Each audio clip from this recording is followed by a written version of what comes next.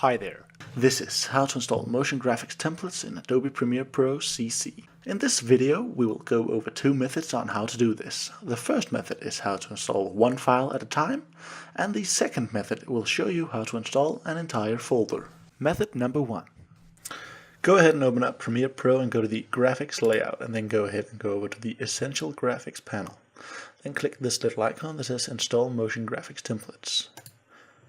Then go ahead and navigate to your desired folder with motion graphics templates and install one. Click on Open, and then it will show up over here in the panel. And now here is how to install an entire folder of motion graphics templates. First off, make sure you have the folder you want to install easily accessible on the desktop. Then go down to the lower left corner and right click it and click on Run. Then paste in this string.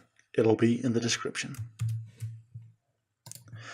And make sure to go back, and the Your Username part, you need to change to Your Username. My username is NFBSA. And then click on OK, and it will open up this folder.